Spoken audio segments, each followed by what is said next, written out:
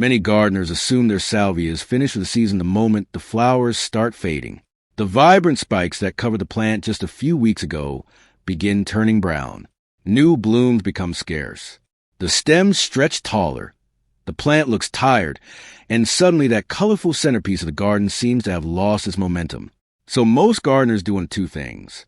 They either leave the plant alone and hope it starts blooming again, or they grab the pruners and cut it the wrong place, removing growth that could have produced the next wave of flowers. What many gardeners don't realize is that salvia often isn't finished blooming at all. In many gardens, the plant is simply shifting its energy somewhere else. And if that process isn't interrupted at the right moment, the second flush of blooms may never be as impressive as it could have been. Here's the part that surprises most people. A cutback that takes less than 5 minutes can completely change what the plant does next. But success isn't determined by the act of pruning alone. Timing matters. The location of each cut matters. Even the stage of the flower spikes matters. And before making a single cut, there's one important reason salvia stops blooming in the first place, a reason that's directly tied to how the plant manages its energy throughout the growing season. Understanding that process is what separates a tired-looking salvia from one that's preparing for another spectacular round of flowers. As surprising as it sounds, salvia stopping its bloom cycle is often a sign that the plant is doing exactly what nature designed it to do. At first glance, it looks like the plant is declining. But inside the stems, a very different process is underway. Those fading flower spikes are beginning to produce seeds. And seed production is expensive. Once a salvia believes its job of reproduction is complete, it starts redirecting energy away from creating new flowers and toward maturing those seeds. The plant's priorities change. Instead of investing resources into fresh blooms, it focuses on ensuring the next generation has a chance to survive. This is where problems begin. Many gardeners continue watering, fertilizing, and waiting for new flowers to appear, not realizing the plant has already shifted into a different growth phase. The reason is actually tied to how salvia allocates energy. Like many flowering perennials, salvia constantly makes decisions about where its stored carbohydrates, nutrients, and moisture reserves should go. When seed heads remain on the plant, they send a biological signal that says, in effect, mission accomplished. As a result, flowering slows dramatically.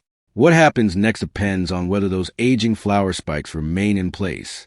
If they do, the plant may continue investing energy into seeds for weeks. If they don't, something interesting begins to happen. The plant suddenly has fewer reasons to spend resources on seed production and more opportunities to redirect energy into fresh vegetative growth. And that's where the possibility of a second flush of blooms begins. But before reaching for the pruners, there's another factor that often confuses gardeners because it can make a healthy salvia appear even more exhausted than it really is, and it becomes especially noticeable during the hottest part of summer. That factor is heat. And for many gardeners across the United States, Canada, and parts of the United Kingdom, summer heat can make salvia behave in ways that seem confusing at first. A plant that was covered in flowers during late spring can suddenly slow down in midsummer, even when it's receiving adequate water. Many people assume something is wrong. In reality, some salvias enter a temporary slowdown when temperatures become consistently high. What many gardeners don't realize is that flowering requires a tremendous amount of energy. During periods of heat stress, the plant often shifts its focus from producing blooms to simply maintaining healthy leaves, roots, and stems. The goal becomes survival rather than display. You may notice flower spikes fading faster than usual. New buds appear more slowly. Growth can seem stalled. This is especially common when hot days are combined with warm nights, because the plant has less opportunity to recover from daytime stress. Here's the part that surprises most people. A heat-stressed salvia and a seed-producing salvia can look remarkably similar. Both may have fewer flowers. Both may appear tired. Both may seem as though they're finished for the season. But they're not necessarily responding to the same cause. This is why simply adding fertilizer rarely solves the problem. In fact, excessive feeding during midsummer can sometimes encourage soft leafy growth while doing little to improve flowering. The plant doesn't always need more nutrients. It often needs a reason to redirect its existing energy, and that's where deadheading and mid-season cutbacks become so powerful. The challenge is knowing exactly where the plant's future flowers are hiding. Because if you understand how salvia produces new growth, you'll quickly see why some gardeners get a spectacular second bloom cycle, while others accidentally remove the very growth points responsible for it. To understand why a simple cutback can trigger new blooms, it helps to look at how salvia actually grows. Most salvias don't produce flowers randomly along their stems. They grow from a series of nodes, small points along the stem where leaves, side shoots, and future branches can develop. These nodes are incredibly important. Even when a flower spike appears finished, dormant buds often remain lower on the stem, waiting for the right signal to begin growing. What happens next depends on whether those buds receive that signal. When an aging flower spike remains attached, the plant continues directing resources toward the top of that stem. The older growth maintains dominance, and lower buds may remain inactive, but when that spent flowering stem is removed correctly, the plant's growth pattern changes. The dormant buds below the cut are suddenly encouraged to wake up. New side shoots begin forming. More branches usually mean more potential flower spikes. And more flower spikes mean a better chance of seeing another impressive display later in the season. This is the science behind deadheading. Many gardeners think deadheading is simply about making a plant look tidy. In reality, it's often about influencing how the plant allocates its energy and where future growth develops. However, this is where one of the most common pruning mistakes occurs. Some gardeners remove only the faded flowers at the very tip of the spike. Others cut too aggressively and remove far more stem than necessary. Neither approach is ideal for many common garden salvias. The key is identifying the right location on the stem, one that encourages strong new branching, without unnecessarily sacrificing healthy growth. And once you know where that location is, the entire cutback process can often be completed in just a few minutes.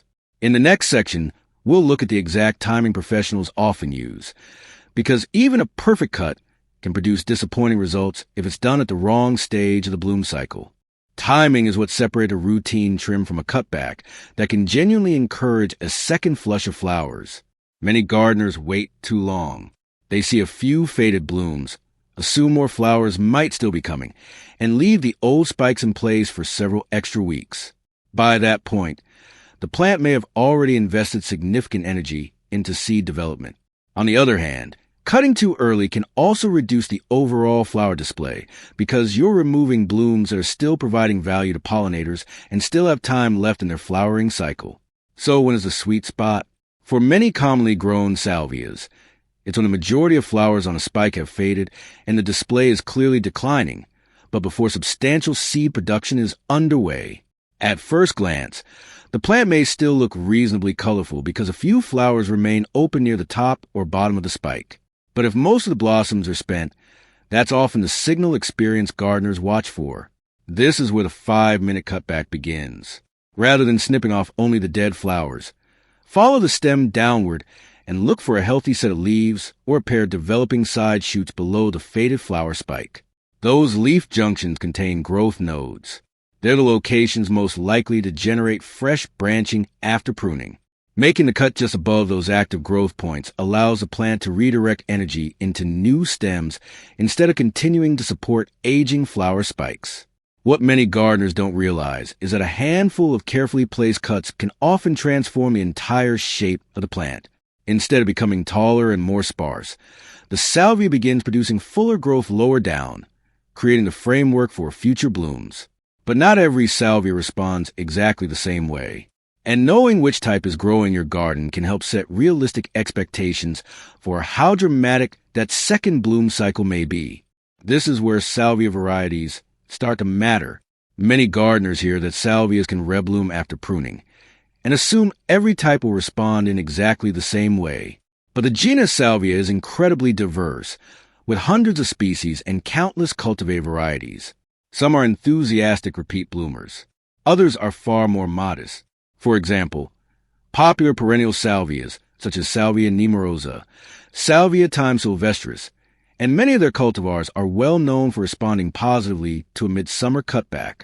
After the first major flush of flowers fades, these plants often produce fresh stems and another round of blooms later in the season when conditions are favorable. This is one reason they're so popular in cottage gardens and pollinator borders. The reason is actually tied to how these plants branch. They naturally produce multiple side shoots after flowering, especially when older stems are removed before significant seed production occurs. However, larger shrubby salvias and some tender perennial types may respond more gradually. They can still benefit from deadheading, but the second bloom cycle may be less dramatic or take longer to develop. What happens next depends on the plant's growth habit, the length of the growing season, and local weather conditions. Here's the part that surprises most people. Even when a salvia doesn't produce a massive second flush, pruning can still improve the plant's appearance, encourage healthier branching, and prevent it from becoming leggy by late summer. And there's another important benefit that often gets overlooked: pollinators. Many gardeners worry that cutting back spent flowers might reduce nectar sources for bees, butterflies, and other beneficial insects. The reality is a bit more nuanced. A carefully timed cutback can actually help extend the flowering season overall by encouraging fresh blooms later, providing new nectar sources when many other summer flowers begin fading. But after the pruning is finished, there's one critical recovery period that many gardeners unintentionally sabotage, and it can determine whether those dormant buds become vigorous new flowering stems or struggle to develop at all. The days immediately after pruning are often where success or disappointment is decided. Many gardeners make their cutbacks, step back to admire the cleaner shape of the plant, and then assume the job is finished. In reality, the plant is entering a recovery phase. Those dormant buds we talked about earlier are preparing to become new stems. The roots are supplying stored energy. Fresh growth is beginning to develop below the cuts, and during this period, consistency matters. What many gardeners don't realize is that a newly pruned salvia doesn't usually need excessive attention. In fact, too much intervention can create new problems. One of the most common mistakes is dramatically increasing fertilizer after pruning. The logic seems reasonable. The plant was cut back, so it must need extra food. But salvias generally aren't heavy feeders. Excess nitrogen can encourage lush leafy growth at the expense of flowers, resulting in a larger plant that doesn't necessarily produce more blooms. This is why professional gardeners often focus on plant health rather than aggressive feeding. Water management is usually more important. After a cutback, the goal is to maintain even soil moisture while avoiding constantly wet conditions. The roots still need oxygen, and overly saturated soil can create stress that slows recovery. At first glance, it may seem like nothing is happening. For a week or two, the plant can look almost unchanged. Then small shoots begin appearing at the nodes below the cuts. New stems start extending outward. The overall shape becomes fuller, and that's when many gardeners realize the pruning is working. However, patience is essential. Depending on the variety, weather conditions, and time of year, the recovery period can take several weeks before noticeable flower buds begin forming. And there's one final mistake that prevents countless salvias from reaching their full reblooming potential. A mistake that's easy to make because it feels like the right thing to do. That final mistake is trying to force the plant to bloom. When gardeners see fewer flowers than expected, the temptation is understandable. They add more fertilizer. They water more frequently. They make additional cuts. Some even repeat pruning before the plant is fully recovered from the first cutback. Unfortunately, these well-intentioned efforts can work against a plant. The reason is actually tied to how salvia grows. Flowering is the result of a sequence of events: energy storage, new shoot development, bud formation, and finally bloom production. If the plant is constantly being pushed, interrupted, or stressed during that process, it may never complete the cycle as effectively as it could. What many gardeners don't realize is that patience is often part of the technique. A successful cutback doesn't create flowers overnight. It creates the conditions that allow the plant to produce them. And when those conditions are in place, healthy roots, active growth nodes, reasonable moisture, and enough time, the results can be surprisingly rewarding. The faded stems that look finished a few weeks earlier are replaced by fresh branching. New flower spikes begin emerging.